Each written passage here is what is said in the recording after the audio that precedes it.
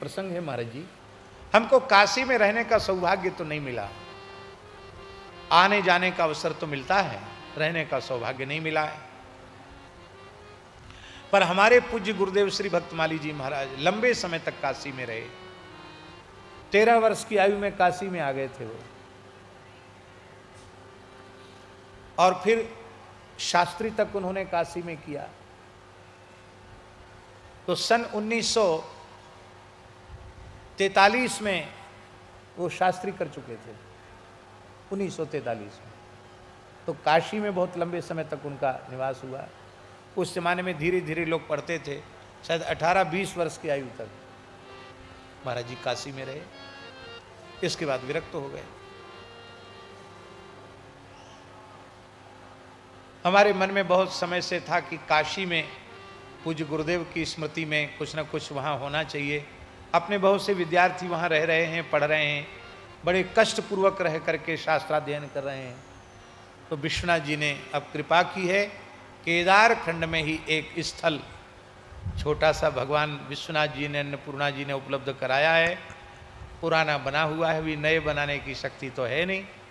पुराने को ही अभी रंग रोगन भी नहीं किया गया, पर उसी को साफ सफाई करके वहाँ सद्गुरु तपस्वाध्याय प्रतिष्ठानम करके वहाँ षडंग वेद का अध्ययन अध्यापन आरंभ हो गया।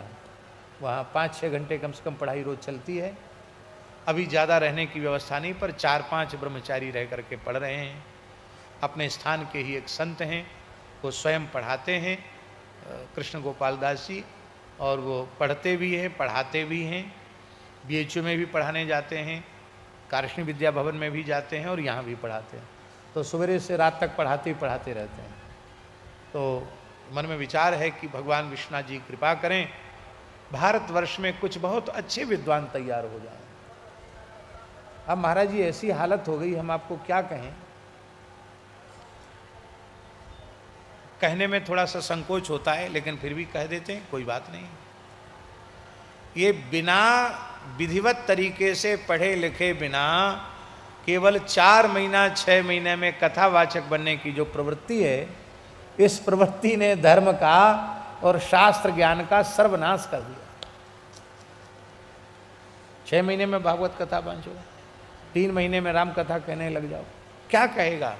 कहेगा सब उल्टा पलटा ही कहेगा। सुनना हो तो पूज्य स्वामी श्री प्रणवानंद सरस्वती जी जैसे एक अधिकारी महापुरुष की वाणी से सुनना चाहिए। ये कम से कम भी बोलेंगे तो शास्त्र के विरुद्ध तो नहीं बोलेंगे, सिद्धांत के विरुद्ध तो नहीं आप चाह के भी बोल पाएंगे क्या? अरे बोलने की बात छोड़ो, आप सुन नहीं पाएंगे।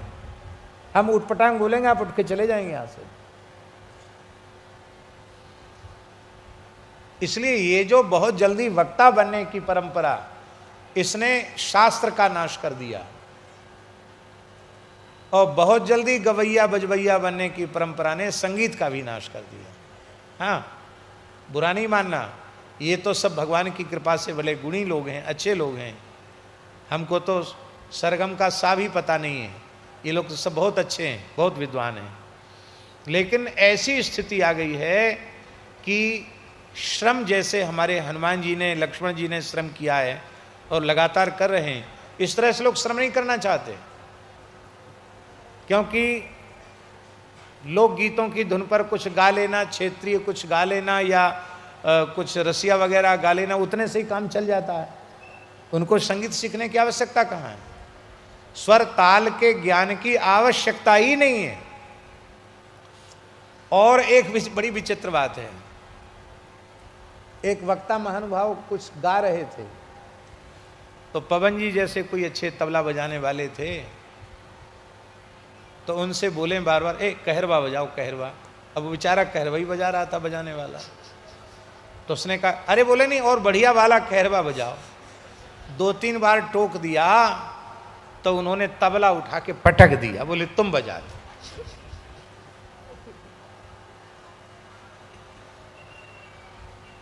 कहीं से सुन लिया कल्याण, यमन कल्याण, कहीं से सुन लिया कि शुद्ध सारंग सारंग वृंदावनी सारंग, गौरी, केदारा, ऐसे सुन लिया, गाओ केदारा गाओ गाओ। उनको खुद ही पता नहीं केदारा है क्या चीज। अब गाने वाला अच्छा है, साथ में संगीत वाला बढ़िया है, उसको तो ध्यान है कि वो जो अमुक फिल्म में गाया था दर्शन दो घनश्याम, बस उतना ही केदारा है, इसके बाद तो कोई केदारा है ही नहीं, उसको तो उतना ही पता है। तो ये जो प्रवृत्ति है, ये हम इसलिए नहीं कह रहे हैं, हम इसलिए कह रहे हैं कि विधिवत शास्त्र का अधिगम करना चाहिए। देखिए, पुराण वाचन सबसे कठिन काम है, इसलिए सबसे कठिन काम है क्योंकि भगवान कृष्ण द्वैपायन व्यास की वाणी है। ये अगाध ज्ञान है भगवान व्यास का, कौन उसका वर्णन कर सकता है? क्या नहीं है पुराण में, सब कुछ है। इसलिए षडंग वेदों का विद्वान होगा वही पुराण के संबंध में गुरु कृपा से, व्यास भगवान की कृपा से कुछ कह सकता, पूरा कोई नहीं कह सकता। अल्पश्रुत स्वामी जी किसको कहा गया? व्यास जी के अनुसार। न्याय व्याकरण वेदांत आदि बार बार पढ़ लिया हो, पर यदि इतिहास पुराण का अध्ययन नहीं किया है तो वह अल्पश्रुत है। ये भगवान व्यास महाभारत में कह रहे हैं। इतिहास पुराणाभ्याम वेदार्थम समुपवृंहेत विभेत्यल्पश्रुताद् वेदो माम अयम प्रहृष्यति। महाभारत के टीकाकार लिख रहे हैं, संस्कृत टीकाकार वे लिख रहे हैं कि अल्पश्रुतो कहा, बोलो इतिहास पुराणाभिज्ञ, जो इतिहास पुराण का जिसको ज्ञान नहीं है वो अल्पश्रुत है। ऐसे अल्पश्रुत व्यक्ति से वेद भगवान डरते हैं, ये मेरा सर्वनाश कर देगा। तो महाराज जी, भगवान शिव की जो पूरी है वो शंभु स्वरूपणी है, साक्षात शिव स्वरूपणी है। श्री रामकृष्ण परमहंस देव जी ने ज्योतिर्लिंग के रूप में पूरी काशी का दर्शन किया, और जब वे नौका से पार, नौका वाला कह रहा है स्वामी जी कि आप उतरिए, उन्होंने कहा कि मैं शिवजी पर पैर कैसे रखूं, समाधि लग गई उनकी। तब कहते हैं कि गंगा जी के घाट पर सिर के बल उतरे, वो पैर नहीं रखा उन्होंने, बोले यहां मस्तक रख के उतरेंगे। ये साक्षात ज्योतिर्लिंग है काशी। दृष्ट्वा काशीम कृतार्थो भूत काशीनाथम ददर्शः। काशी का दर्शन करके नारद जी कृतार्थ हो गए, काशी विश्वनाथ जी का दर्शन किया। बोलो काशी विश्वनाथ भगवान की जय। और आनर्च परम प्रीत्या परमानंद संयुता, परमानंद से युक्त होकर के भगवान शिव का विधिवत अर्चन किया। वहां कुछ काल काशी में निवास करके श्री नारद जी ब्रह्मलोक पहुंच गए, और ब्रह्मलोक में जाकर उन्होंने विधिवत श्री ब्रह्मा जी को प्रणाम किया और पप्रच्छ शिवसत तत्वम शिव संयुक्त मानसः। उनके अंतःकरण पर भगवान शिव ही छाए हुए थे। ऐसे देवर्षि नारद जी ने शिव तत्व के संबंध में ब्रह्मा जी से पूछा। यहीं से मूल आरंभ है शिव पुराण। वैसे जो कहा जा चुका वो भी शिव पुराण है, लेकिन यहाँ से ब्रह्मा जी नारद जी के संवाद के रूप में शिव पुराण का विधिवत आरंभ हो रहा है। नारद जी ने कहा कि भगवान, तत्प्रसादान मया सर्वम विष्णोर महात्म्यमुत्तमम। आपकी कृपा से भगवान नारायण के महात्म्य का मुझे बोध हो गया। आपने मुझे कृपा करके चतुश्लोकी भागवत का बोध कराया। अहमेवासमेवाग्रे नान्यत्यत सतत परम पश्चात हम यदे तच्चो यो शिष्येत सोस्मे हम इत्यादि क्रम से आपने हमको समझाया। तो मैंने विष्णु तत्व को तो जान लिया, मैंने भक्ति मार्ग का भी अनुभव किया है, ज्ञान मार्ग का भी अनुभव किया है, अत्यंत कठिन तपो मार्ग का भी अनुभव किया है, दान मार्ग पर चलकर भी देखा है, और तीर्थ मार्ग का भी अनुसरण किया है। किंतु यह सब करने के बाद भी अभी मैं यथार्थ रूप में यह नहीं समझ पाया कि वस्तुतः शिवजी हैं क्या, शिवजी हैं कौन, शिव तत्व क्या है। न ज्ञातम शिव तत्वंच पूजा विधिमत क्रमात् चरित्रम विविधम तस्य निवेदय मम प्रभो। हे भगवान, मैंने शिव तत्व को नहीं जाना है, इसलिए उनके पूजन की विधि से लेकर उनके मंगलमय चरित्र को, उनके तात्विक स्वरूप को आप कृपा करके हमें समझावें। भगवान शिव निर्गुण हैं और भगवान शिव सगुण हैं।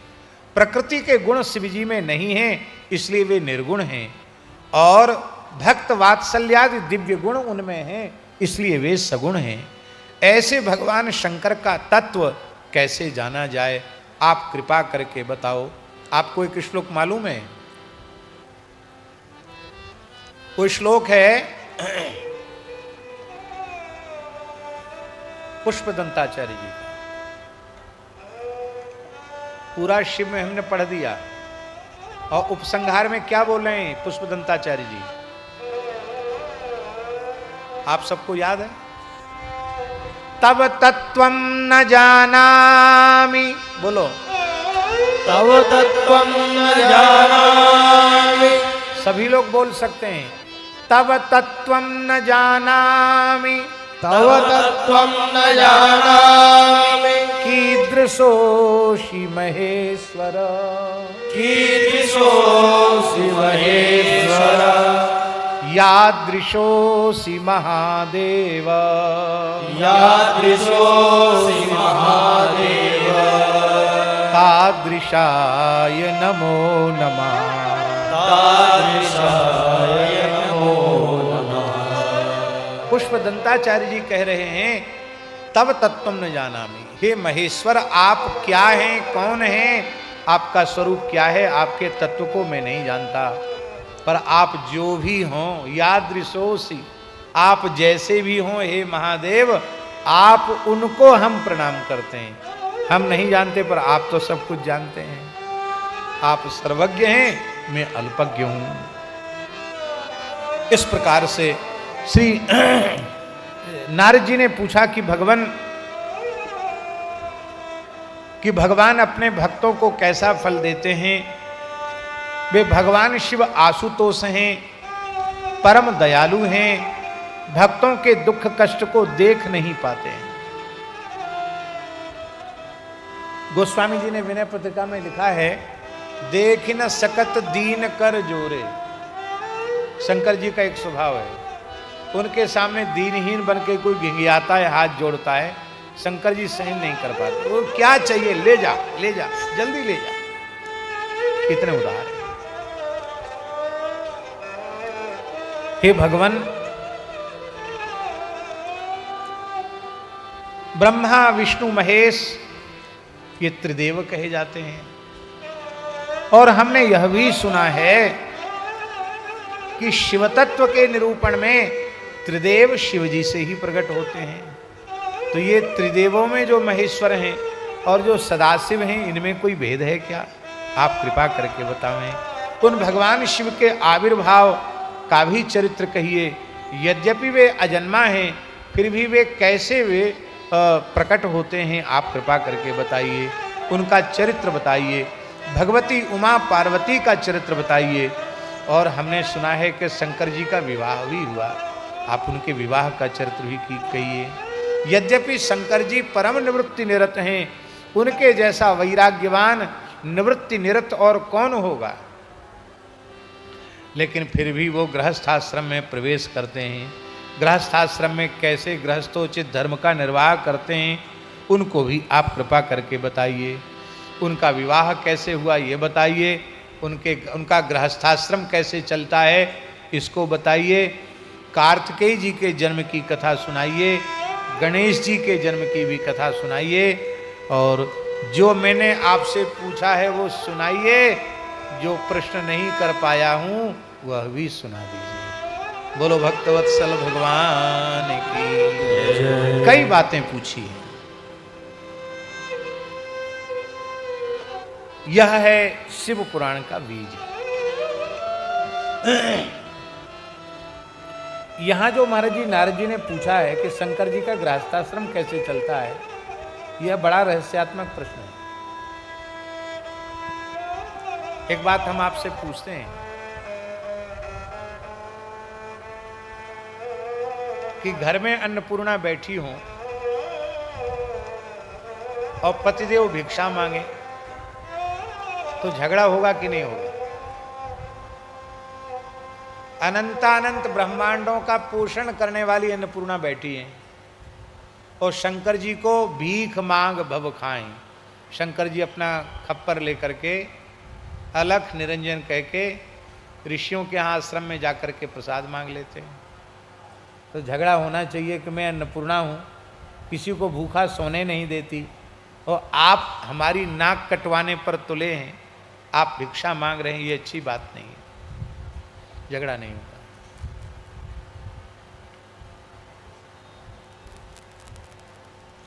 गरीब से गरीब आदमी विवाह करके एक आध झोपड़ी बना लेता है, फिर कच्चा घर बना लेता है, धीरे धीरे पक्का घर बना लेता है। भोले बाबा आज भी कैलाश में वटवृक्ष के नीचे विराजमान है। यद्यपि शिवलोक का भी बड़ा सुंदर से पुराण में वर्णन है, लेकिन हम एक बात की बात कह रहे हैं। भगवान शंकर वटवृक्ष के नीचे बैठे हैं। पार्वती जी कभी झगड़ा नहीं करती कि तुमने कुटिया क्यों नहीं बनाई, मकान क्यों नहीं बनाया।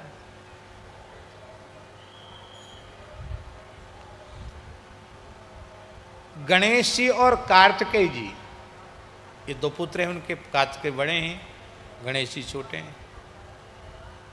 इसी शिव पुराण में कथा है स्वामी जी। गणेश जी का विवाह हो गया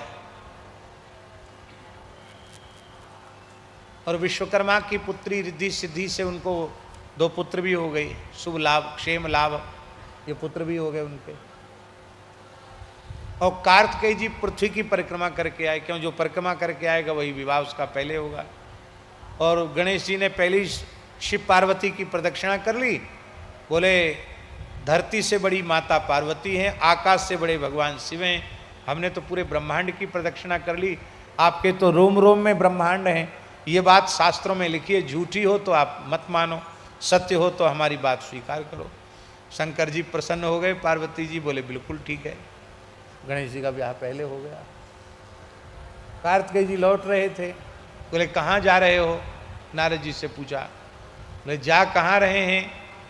लड़ुआ खा के आ रहे हैं। अब जा रहे हैं ब्रह्मलोक। कहाँ से लड़ुआ खा के आए? बोले आपके भतीजों का जन्म हुआ है, उनके जन्मोत्सव के लड़ुआ हैं। लड़ुआ समझते हैं ना, लड्डू मोदक। हमारे भाई के लड़के कौन? गणेश जी के ब्याह हो गया, बच्चे भी हो गए, 2 बालक हो गए।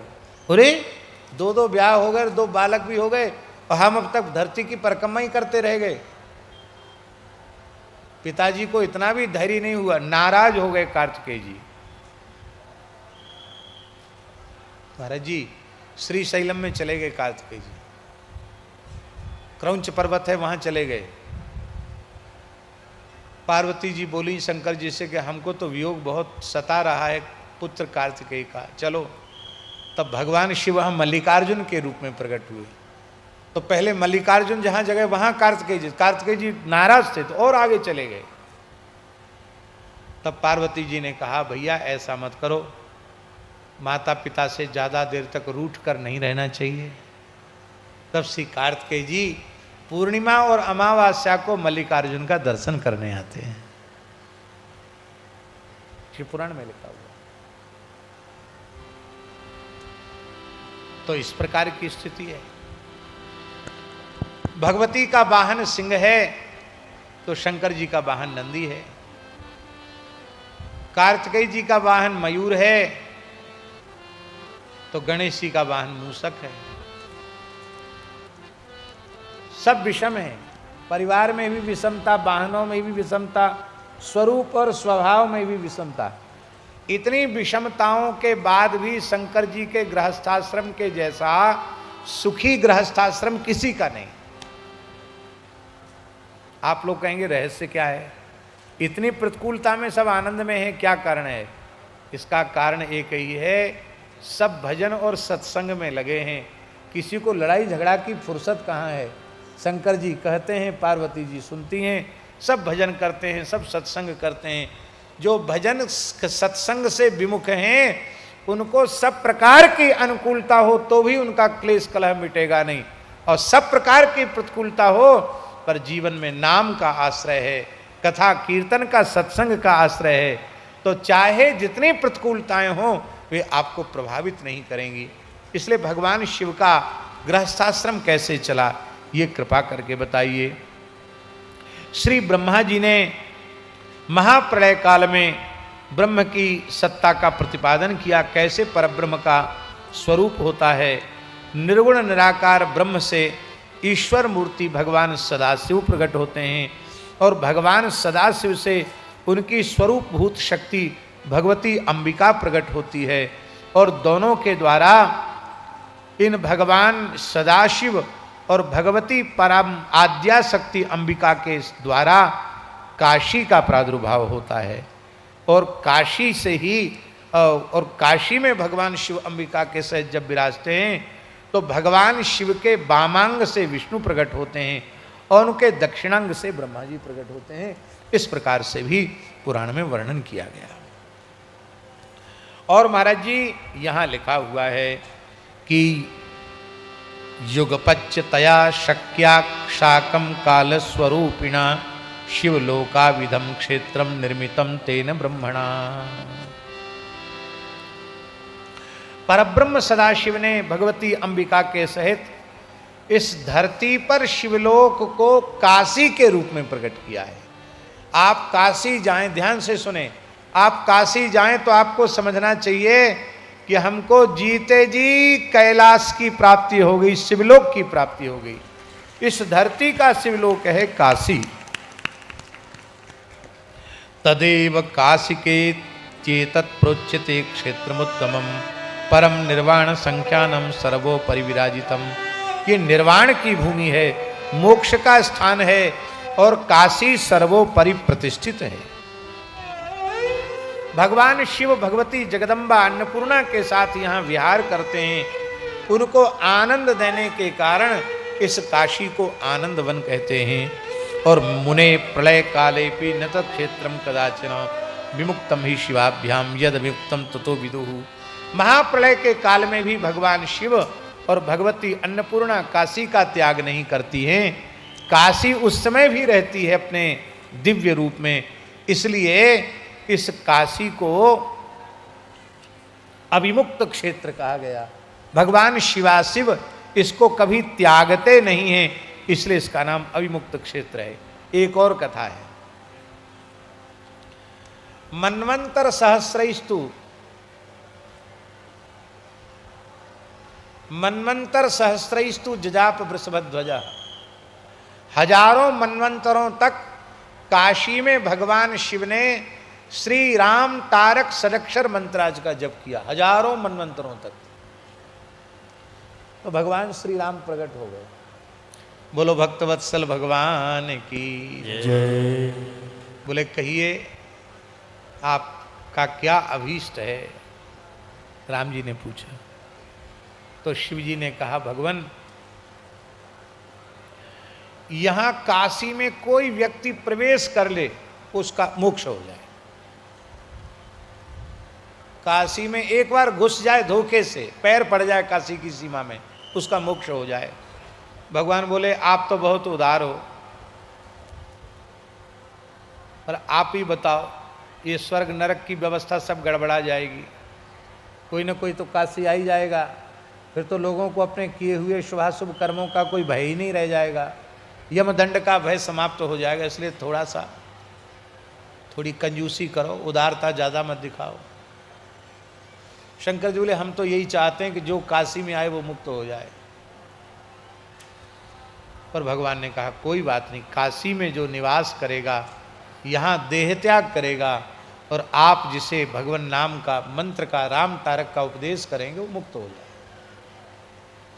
बोले चलो ठीक है, ये बात स्वीकार की। इसके लिए आपको काशी में ही रहना पड़ेगा, भगवान ने कहा, राम जी ने कहा इसके लिए आपको काशी में रहना पड़ेगा। राम जी बोले, शंकर जी बोले हम तो चलते फिरते हैं, जानते हो ये महात्मा लोग जो बैठे हैं ना, साधु लोग, ये सब कुछ कर सकते हैं, पर इनको ये कह दो कि एक जगह बैठ जाओ तो ये काम नहीं कर सकते। क्यों? महात्माओं को पैर में चक्कर होता है। अरे ज़्यादा कहीं नहीं जाएंगे तो कहेंगे अभी प्रयाग कुंभ था वहाँ जाएंगे, फिर अभी नासिक आने वाला है, वहाँ तो जाना ही पड़ेगा। और बोले फिर उज्जैन आ जाएगा, महाकाल की नगरी, वहाँ जाएंगे।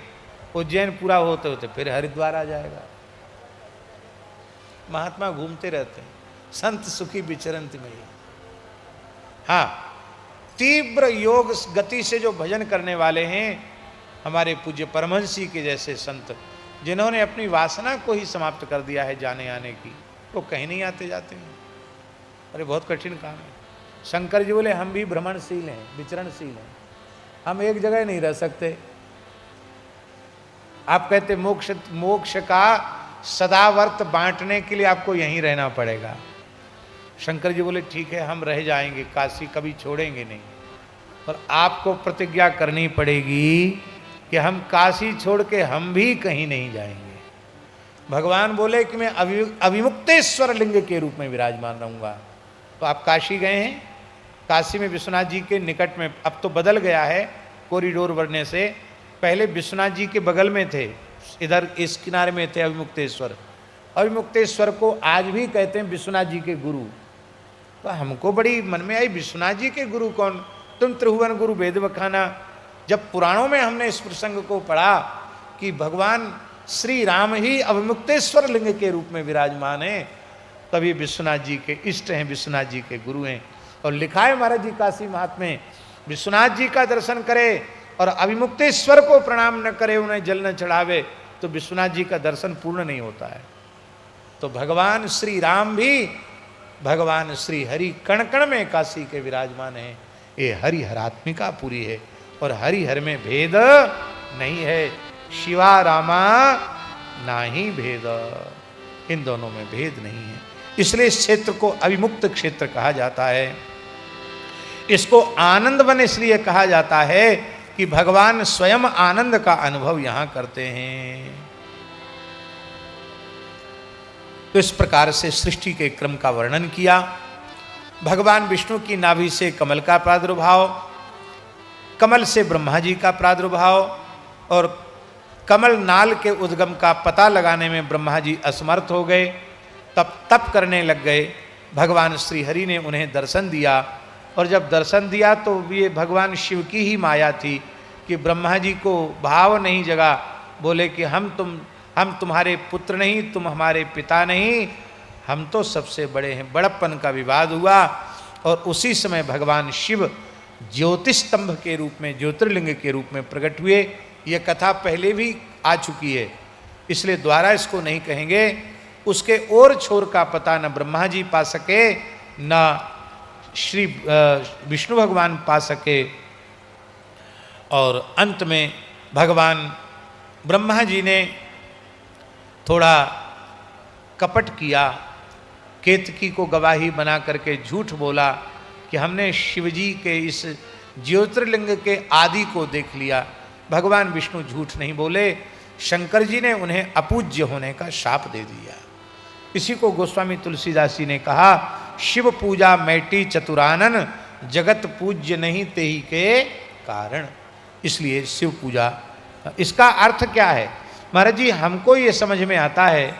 इसका अर्थ ये होता है कि जो किसी दूसरे की पूजा प्रतिष्ठा को कम करके अपनी प्रतिष्ठा चाहता है, उसको कभी प्रतिष्ठा प्राप्त नहीं होगी। इसलिए सदा दूसरों को प्रतिष्ठा दो, स्वयं लेने की इच्छा मत करो। आप लोग विष्णु सहस्त्रनाम पढ़ते हैं कि नहीं? विष्णु सहस्त्रनाम में लिखा है, अमानी मानदो मान्यः लोकस्वामी त्रिलोकधृक्। तो हमने इस संबंध में महाराज जी विचार किया है कि भगवान अमानी है, मानद है, मान्य है। इसका अर्थ है जो अमानी होगा वही दूसरों को मान दे सकेगा। आपको खुद ही सम्मान की भूख है, अब दूसरे को सम्मान कैसे देंगे? आपका अपना ही पेट नहीं भरेगा कभी सम्मान से। चाहे जितना सम्मान कर दो, आपका पेट ही नहीं भरना है, आप दूसरे को सम्मान देंगे नहीं।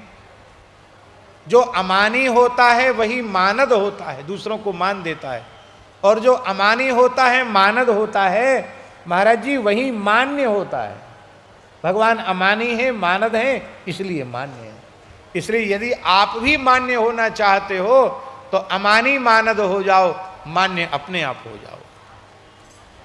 तो ब्रह्मा जी अमान्य हो गए, क्योंकि उन्होंने भगवान शिव की मान्यता को ठुकराया।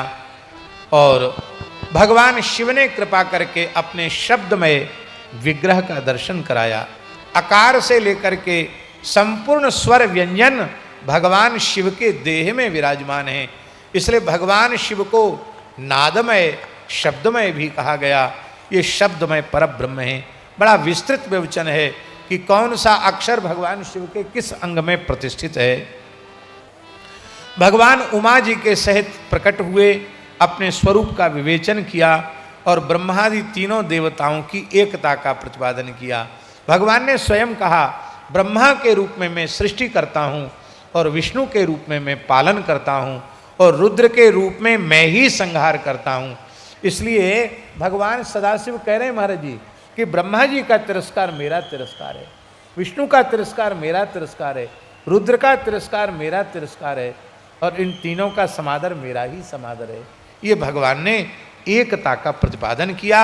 और यहाँ एक बड़ी सुंदर बात लिखी है कि भगवान ने सृष्टि उत्पत्ति का भार ब्रह्मा जी को दिया, सृष्टि की रक्षा का भार और भोग और मोक्ष दोनों को देने का अधिकार विष्णु को दिया। हे नारायण, जो तुम्हारी उपासना करेंगे वे भोग और मोक्ष दोनों प्राप्त करेंगे।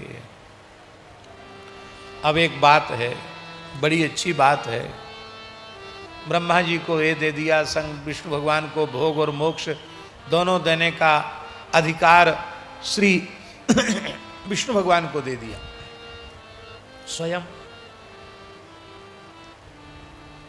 स्वयं क्या लिया शंकर जी ने? यही है शंकर जी का त्याग। सबको सब कुछ दे दिया। वर्तमान समय में महाराज जी प्रधानमंत्री होते हैं अथवा मुख्यमंत्री होते हैं तो वो देखते हैं कि कौन कौन सा विभाग बहुत महत्वपूर्ण है। वो विभाग किसी को नहीं देते, अपने पास रखते हैं, निजी विभाग। पर भगवान शिव देखो तो सही, उनका त्याग कैसा है। उन्होंने सबको सब कुछ दे दिया, स्वयं कुछ नहीं रखा, इसलिए सब कुछ उन्हीं के पास है। ध्यान में आई बात, जो सबको सब कुछ दे देता है उसी के पास सब कुछ होता है। हमें याद नहीं है, शायद किसी को याद हो तो पता नहीं। एक भजन गाते हैं लोग, धन धन भोलानाथ तुम्हारे,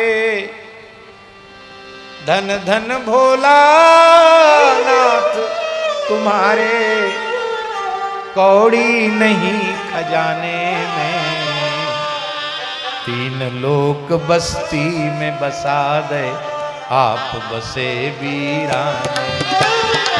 धन धन भोलानाथ तुम्हारे, धन धन भोलानाथ तुम्हारे, कौड़ी नहीं खजाने में, तीन लोक बस्ती में बसा दे आप बसे वीराने, आप बसे वीराने। जहां हम निवास कर रहे हैं ना, दत्त भगवान जहाँ विराजमान हैं और जहाँ सिद्ध संत की 400 वर्ष प्राचीन समाधि है, जागृत समाधि है, जिससे आज भी पंचाक्षर का श्रवण होता अधिकारी लोगों को। महाराज जी 400 वर्ष पूर्व एक महापुरुष आए थे यहाँ, और ये श्मशान था, बहुत भारी श्मशान था। इस श्मशान में आकर वो विराज गए, यही उन्होंने समाधि ली। जब ये स्वामी जी यहाँ नहीं आए थे, उसके पहले यहां लोग दिन में आने से घबराते थे। श्मशान था, लोग डरते थे, पर स्वामी जी ने तो श्मशान में ही अपना चिमटा गाड़ दिया। क्यों ना हो, भोले बाबा तो श्मशान में ही रहते हैं ना। और आज जो श्मशान है उसमें कितना मंगल हो रहा है। महाश्मशान काशी की महिमा देख लो, आज वहां काशी प्रकट हो गई है।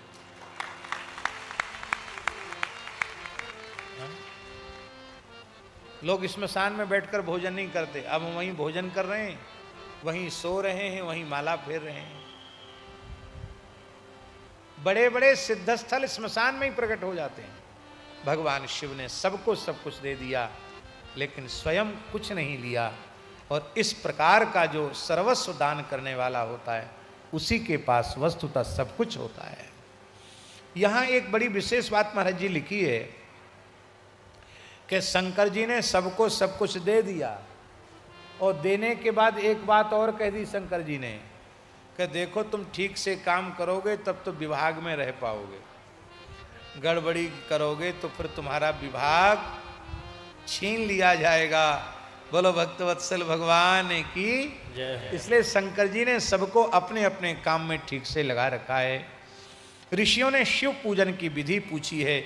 यहाँ नारद जी ब्रह्मा जी से शिव पूजन की विधि पूछ रहे हैं और ब्रह्मा जी कहते हैं हे नारद, मैं शिव पूजन की विधि क्या कहूँ, 100 वर्ष तक वर्णन करता रहूं तो भी शिव पूजन की विधि का मैं वर्णन नहीं कर सकता। प्रातः काल में उठकर कैसे कैसे पवित्र होकर स्नान करके संध्या करके त्रिपुंड धारण करके भस्म रुद्राक्ष धारण करके कैसे शिव जी की पूजा आरंभ करनी चाहिए, इसका विस्तृत वर्णन किया गया है। अलग अलग मंत्रों का भी प्रयोग किया गया है कि किस उपचार में किस मंत्र का प्रयोग करना चाहिए। और के ज्ञान से सुने हैं वो केवल शिवनाम लेकर भगवान की सब पूजा कर सकते हैं, उनको कोई पढ़ने लिखने की जरूरत नहीं। शिव शिव शिव शिव शिव शिव बोलते जाओ और सब काम कर लो। भगवान शिव की श्रेष्ठता और उनके पूजन की अनिवार्यता का वर्णन किया। भव भक्ति परा ये च भव प्रणत चेतसः भव संस्मरणा ये च नते दुखस्य भाजना। बहुत सुंदर श्लोक है, लिखने योग्य श्लोक है। कहते हैं जो भगवान शिव की भक्ति करते हैं, भगवान शिव के चरणों में जिनका चित्त लगा हुआ है, जो भगवान शिव के पवित्र नामों का स्मरण करते हैं, वे कभी दुख भाजन नहीं होते हैं। उनके मन की सभी इच्छाएं पूर्ण होती हैं, उनको पर्याप्त धन मिलता है, पुत्र पौत्रादि की कमी नहीं रहती है, शरीर में आरोग्य लौकिकी प्रतिष्ठा मिलती है, अथवा वो जो चाहे सो मिल जाएगा। और निष्काम भाव से शिव जी की उपासना करे तो वह आवागमन के चक्र से छूट जाता है, मोक्ष को प्राप्त कर लेता है। इसलिए भगवान शिव की पूजा अवश्य करनी चाहिए। योर्चये शिवलिंगम वै नित्यम भक्ति परायणा तस्य वै सफला सिद्धिर्न स पापै प्रयुज्यते। जो नित्य प्रति शिवलिंग का पूजन करता है उसको संपूर्ण मनोरथ उसके पूर्ण हो जाते हैं, पाप उनका स्पर्श नहीं करता है। अब देखिए, सब देवता अलग अलग शिवलिंग की पूजा करते हैं। स्वामी जी, लिंगायत लोग सब शिवलिंग रखते हैं कि नहीं? सब रखते हैं शिवलिंग। अब शिव पुराण को सुन लो। शिव पुराण में लिखा है कोई ऐसा देवी देवता ऋषि मुनि नहीं है जो शिवलिंग न रखता हो।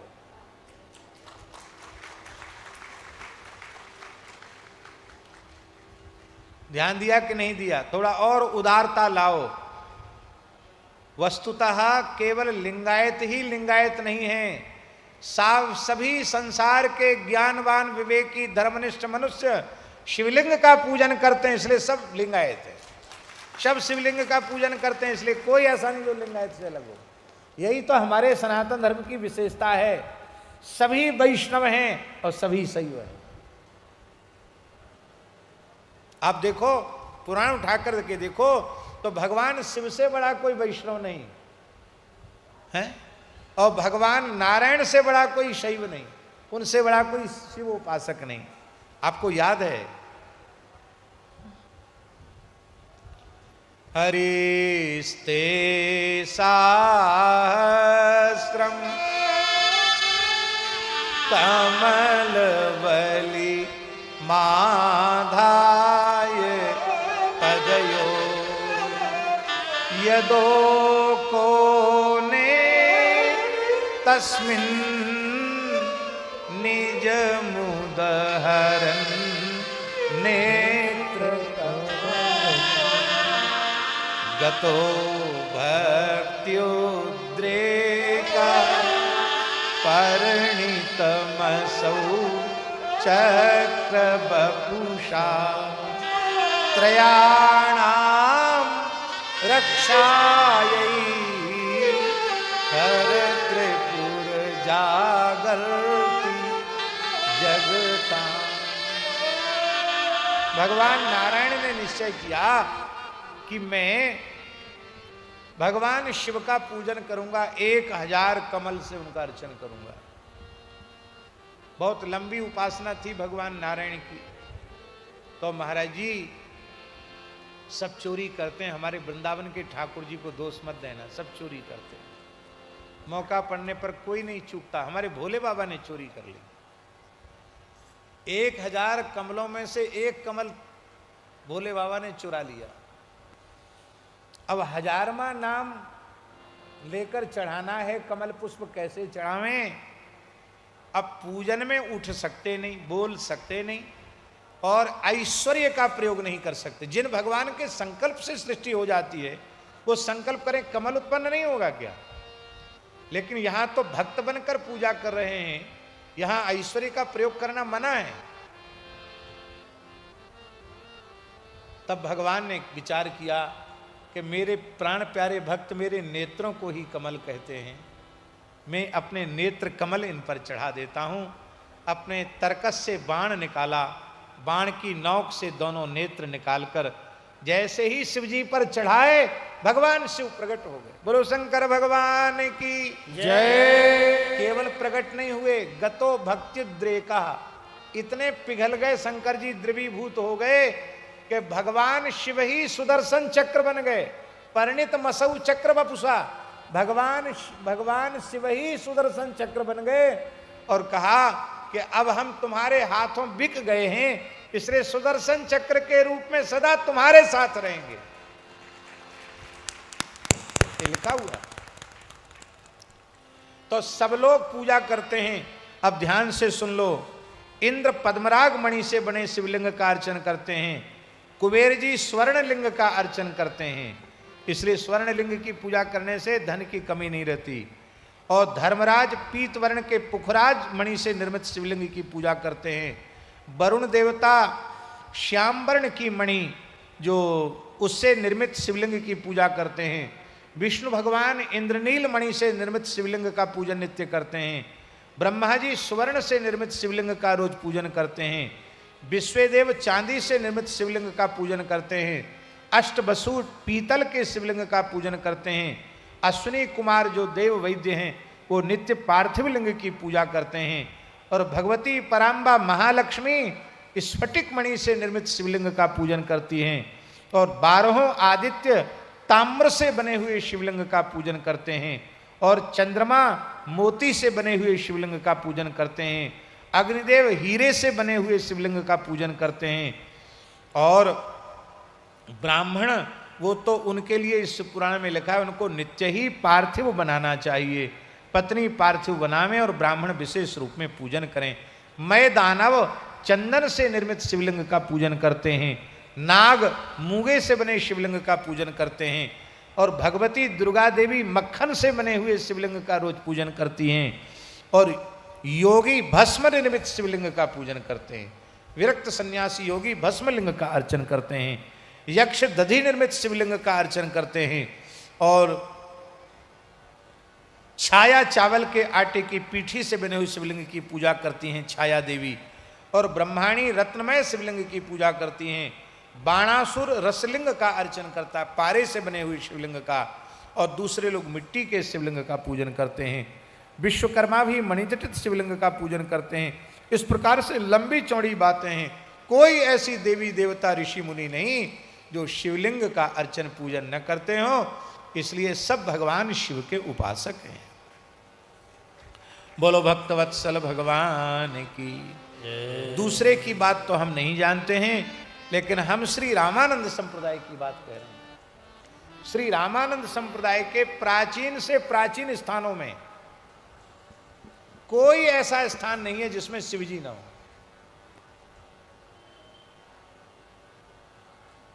हमारी ध्यान में नहीं, पूरे भारतवर्ष में। अब देखिए महाराज जी, रेवासा धाम जो है वो श्री सीताराम जी की रसोपासना की स्थली है, अग्रदेवाचार्य जी की। वहां बावड़ी पर जो शिवजी विराजमान है वो स्वयं श्री अग्रदेवाचार्य जी के द्वारा प्रतिष्ठित है। 550 वर्ष पूर्व स्वयं श्री अग्रदेवाचार्य जी के द्वारा प्रतिष्ठित हैं। हमारे यहाँ साधु भगवान का मंदिर पीछे बनाते, शंकर जी पहले पधरा देते। हाँ, क्योंकि सबसे सस्ते देवता हैं। नर्मदा जाओ, परकम्मा लाओ, एक भोले बाबा ले आओ, पहले ऐसे ही रख दो, फिर कोई भगत चेत जाए तो जलहरी बन जाएगी। आज हम गए थे, कितना सुंदर भोले बाबा का दर्शन किया। प्रशंसा की दृष्टि से हम नहीं बोल रहे हैं, यथार्थ कह रहे हैं। श्री रामानंद संप्रदाय वैष्णवों में इतना उदार संप्रदाय है कि सनातन धर्म के संपूर्ण सांगोपांग स्वरूप को रामानंद संप्रदाय विशेष रूप में स्वीकार करता है और हरिहर में बिल्कुल भेद नहीं मानता। जो कुछ कभी खाई आ गई थी उसको पाटने का काम गोस्वामी तुलसीदास जी ने किया।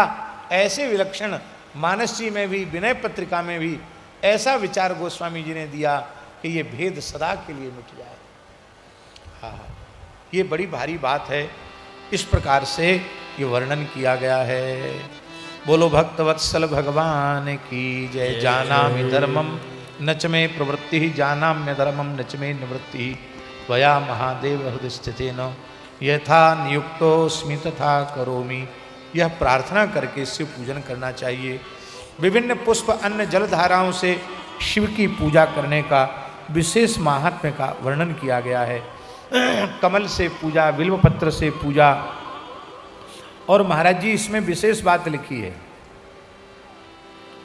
जो भुक्ति मुक्ति फलम तस्य तुलस्या पूजेद यदि अर्क पुष्पई प्रतापश्च कुब्ज कल्लार कैस्तथा।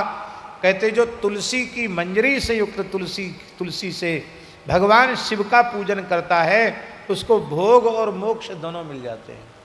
ये बात इसलिए लिखी है कि बहुत से लोग कहते हैं ना, ए शंकर जी पे बिलपत्र चढ़ाना, तुलसी मत चढ़ाओ। पर शंकर जी पर भी तुलसी दल चढ़ता है। और एक बात सुन लो, नृसिंह पुराण में लिखा है, नृसिंह भगवान बिल्वपत्र के अर्चन से विशेष प्रसन्न होते हैं। शालिग्रामार्चन में बिल्वपत्र है, पर लोगों को शास्त्र का ज़्यादा ज्ञान न होने से बोले शालिग्राम जी पर बिल्वपत्र मत चढ़ाओ और शंकर जी पर तुलसी मत चढ़ाओ।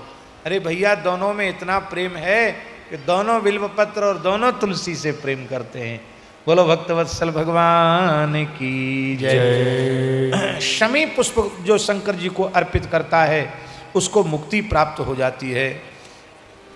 और जो बिल्वपत्र सता लक्षय सर्व कामान वाप्नुयात, 1.25 लाख बिल्वपत्री शंकर जी को चढ़ा दो तो कोई कामना ऐसी नहीं जो अधूरी रह जाए, सारी कामनाएं पूर्ण हो जाती हैं। भारतवर्ष में एक ऐसा पवित्र स्थल है श्री वैद्यनाथ बाबा। वैद्यनाथ महादेव में हजारों वर्षों से जो बिहार में है वैद्यनाथ, वहां 1.25 लाख बिल्वपत्र शिव जी को नित्य चढ़ाए जाते हैं। हजारों साल हो गई, नित्य 1.25 लाख बिल्वपत्र चढ़ाए जाते हैं। और महाराज जी चारों ओर बिल्व का जंगल है, वहां ब्राह्मण बिल्व संचित करते हैं और 1.25 लाख बिल्वपत्र चढ़ाते हैं। बोलो भक्तवत्सल भगवान की जय। अलग अलग धाराओं से पूजन की बात कही गई, कैसे कैसे पूजन करना चाहिए। जिसको सन्निपात ज्वर हो जाए, प्रलाप की स्थिति आ जावे, तो जलधारा शतरुद्री से, 11 रुद्र से, रुद्र मंत्रों के जप से, पुरुष सूक्त से, 6 ऋचा वाले रुद्र सूक्त से, महामृत्युंजय मंत्र से, गायत्री मंत्र से, और कुछ न हो तो पंचाक्षर मंत्र से शिवजी पर जलधारा करने से और संपूर्ण रोगों का शमन हो जाता है। सुख समृद्धि के लिए जलधारा। और महाराज जी लिखा है, घृत धारा सहस्त्रनाम से करने पर वंश विस्तार होता है, इसमें संदेह नहीं। आज हम स्वामी जी को बोल रहे थे घी चढ़ाने का महत्व। वेद लक्षणा भारतीय देसी गाय के घी से 1000 शिव जी के नाम लेकर घृत धारा करे तो उसका वंश बहुत आगे बढ़ जाएगा, वंश चलेगा उसका। इस प्रकार की बात कही गई है। अलग अलग दूध से शत्रुओं के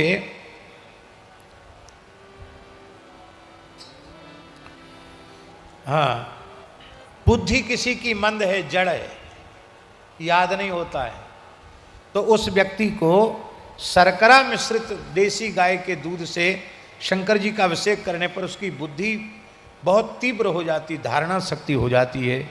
लिखा है बृहस्पति समा बुद्धि, बृहस्पति के समान बुद्धि उसको प्राप्त हो जाती है।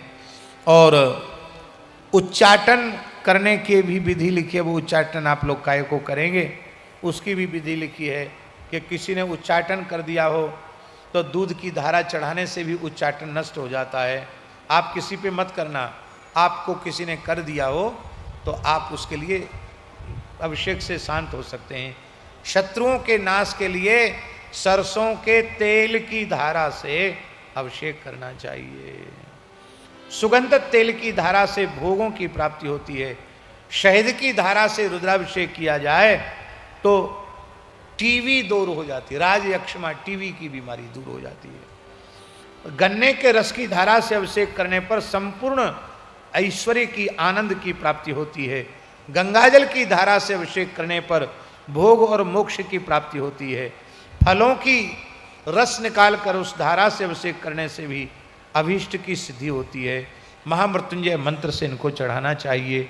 वैदिक मंत्र के साथ महामृत्युंजय का भी प्रयोग करना चाहिए। महाराज जी बड़े बड़े विलक्षण प्रयोग हैं, दही, दूध, घी, सुगंधित तैल, इत्र। हमारे पूज्य रमण रेती वाले महाराज जी तो कई बार रुद्राभिषेक इत्र से ही करते हैं। 8-8, 10-10 लाख का इत्र चढ़ जाता भगवान शिव को एक बार, बहुत बहुत बढ़िया वाला इत्र। अब फिर हमको भी प्रसाद रूप में मिल जाता और लोगों को मिल जाता, बोल ले शिव जी का प्रसाद है। बोलो भक्तवत्सल भगवान की। वो शिवरात्रि के समय जो अभिषेक करते हैं आज भी दर्शनीय है। आज इस वृद्धावस्था में भी शाम को लगभग 7 बजे महाराज बैठ जाते हैं और सवेरे 8-9 बजे तक एक आसन से बैठे रहते रुद्राभिषेक में। आज भी ऐसी अद्भुत उनकी शिव भक्ति है। सृष्टि का वर्णन किया गया है।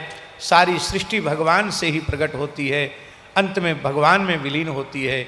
ब्रह्मा जी की संतानों का वर्णन और शिव और सती के महात्म्य का वर्णन। अब यज्ञ दत्त के पुत्र गणनिधि के चरित्र का वर्णन भगवत कृपा से हम कल करेंगे, क्योंकि 6 बज गया है। आज शुरू होने में भी बहुत देर हुई और समाप्ति होने में भी बहुत विलंब हुआ, क्योंकि आज आरंभ ही लगभग 3 बजे हुआ। तो ईमानदारी से कथा कम से कम 3 घंटे तो होना चाहिए। और कुछ हिंदुत्व को, विचारधारा को पुष्ट करने की चर्चा भी जरूरी थी, अब तक किया नहीं था हमने। आज स्वामी जी ने थोड़ी सी प्रेरणा हमको दी, तो हमको लगा कि भोले बाबा ही इनकी वाणी से बोल रहे हैं कि कुछ ये चर्चा भी करो। तो आज भगवत प्रेरणा से हमने कुछ हिंदू वैदिक सनातन धर्म के संबंध की भी चर्चा की। आप उन बातों को ध्यान रखना और उनको एक दूसरे तक प्रचारित भी करना। आजकल तो सब साधन है कि नहीं, तो ये अच्छी बातें ज़्यादा से ज़्यादा लोगों तक पहुंचानी चाहिए। इन्हीं शब्दों के साथ पूज्य स्वामी जी को विराजमान संतों को और प्रणाम करते हुए वाणी को विराम। एक महापुरुष का आशीर्वाद होगा 2-5 मिनट, इसके बाद आरती करके आप लोग प्रस्थान। हॅलो, सगळ्या उपस्थित मायबापांना क्षमा मागतो। आपण 11 वाजतापासून बसून आहात, पण आनंदाची बातमी बापूच्या मार्फत तुम्हाला देतो। आज आमच्या बापूचा चमत्कार एवढा मोठा आहे की तिकडं बापूंनी हनुमानाची प्रार्थना केली। इधर हमारे महाराज जी ने हनुमान जी की स्थापना की है और उधर से हनुमान जी के सिद्ध भक्त बागेश्वर धाम का 9 बजे आगमन होने वाला है। हर हर हर हर।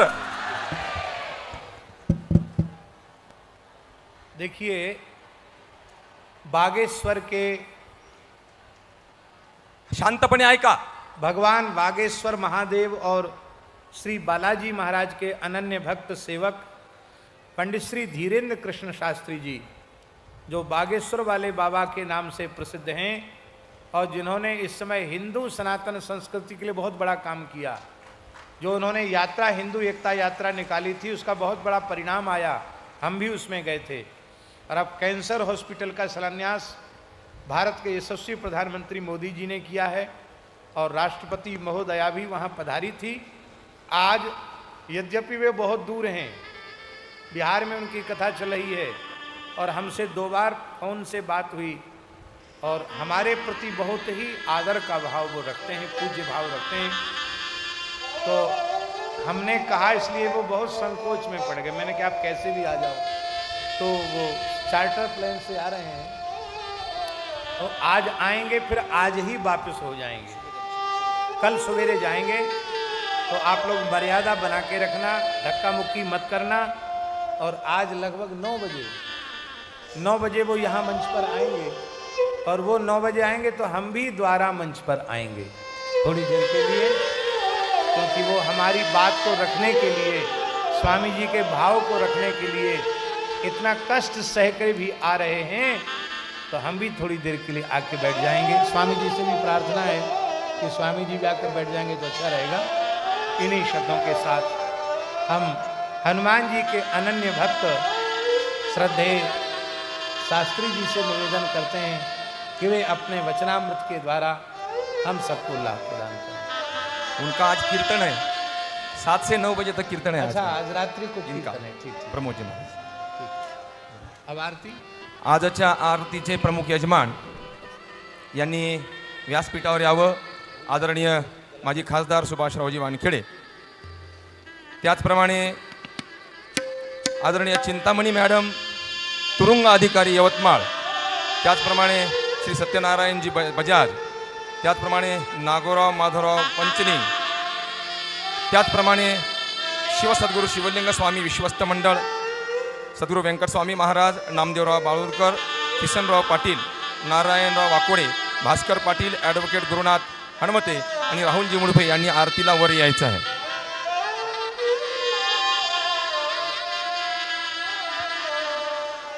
माईक नाही है।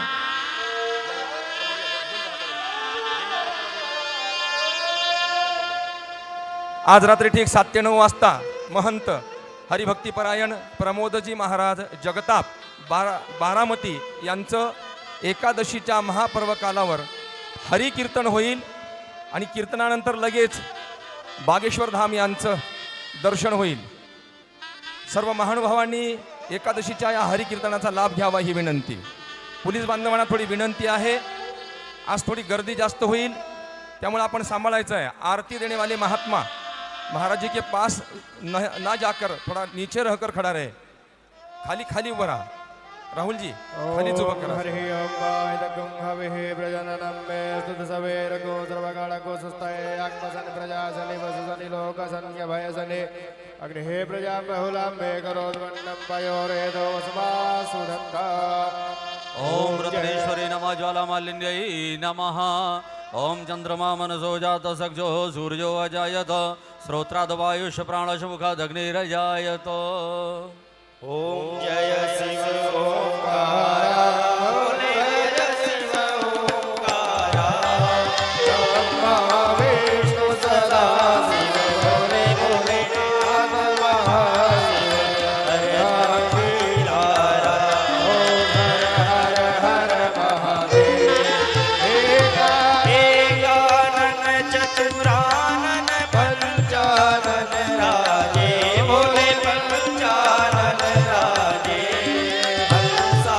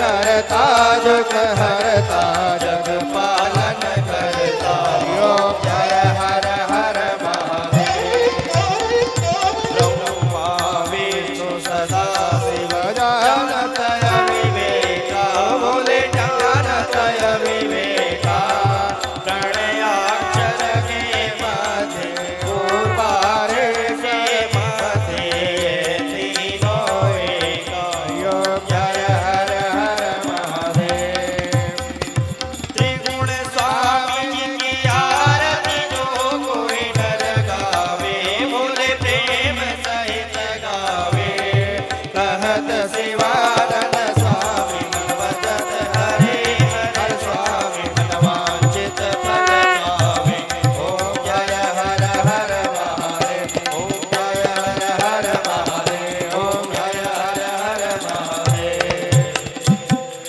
ओम द्यौः शान्तिरन्तरिक्षगुं शान्तिः पृथिवी शान्तिरापः शान्तिरोगदयः शान्तिः वनस्पतयः शान्तिरुष्वे देवाः शान्ति ब्रह्म शान्तिः सर्वगुं शान्तिः शान्तिरेव शान्तिः श्यामा शान्तिरेधि हस्ते पुष्पाणि गृहीत्वा ॐ जगने न यज्ञमयजन्त देवास्तानि धर्माणि प्रथमान्यासन्न देहनाकं महिमानः सचन्त यत्र पूर्वे शाद्याः सन्ति देवाः नानासुगन्धपुष्पाणि यथा कालोद्भवानि च पुष्पाञ्जलिर्मया दत्तो गृहाण शिवशङ्करः मंत्रपुष्पाञ्जलिं समर्पयामि बोलिए गौरी शंकर भगवान की जय शिव पुराण कथा